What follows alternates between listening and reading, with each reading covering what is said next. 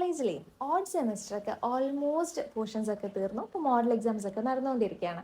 6th സെമ്മിന് ക്ലാസ്സസും start ചെയ്തു. എനിക്ക് ഈ ഒരു ഈവൻ സെമിസ്റ്ററിൽ 4 പേപ്പേഴ്സാണ് ഓവറോൾ ഹാൻഡിൽ ചെയ്യാനുള്ളത്. അപ്പോൾ ഞാൻ ലൈബ്രറി പോയിട്ട് കുറച്ച് ഗൈഡൊക്കെ കളക്ട് ചെയ്ത് കൊണ്ടുവന്നിട്ടുണ്ട്. എന്നിട്ട് ഇത് എവിടെ എത്തി റെഫർ ചെയ്തിട്ടെന്ന് അറിയാൻ വേണ്ടിയിട്ട് കുറച്ച് ബുക്ക് മാർക്സ് ഒക്കെ വേണം. ചെയ്തെടുത്തിട്ടുള്ള ഡൂഡ്ലിങ്സ് കംപ്ലീറ്റ്ലി ഞാൻ ക്രയോൺസ് വെച്ചിട്ടാണ് അതിൻ്റെ ഷെയ്ഡിങ്ങും കളറിങ്ങും ഒക്കെ ചെയ്തെടുത്തിട്ടുള്ളത്. മുന്നേ ഞാൻ ചെറുതായിട്ടൊന്ന് അക്രിലിക് പെയിൻറ്റ് വെച്ചിട്ട് ചെയ്ത് നോക്കി. അപ്പോൾ ആ പെന്നിൻ്റെ ഇങ്കും അതേപോലെ തന്നെ അക്രിലിക് പെയിൻറ്റും ഒക്കെ കൂടെ മിക്സ് ആയിട്ട് വേറൊരു കോലായിപ്പോയി.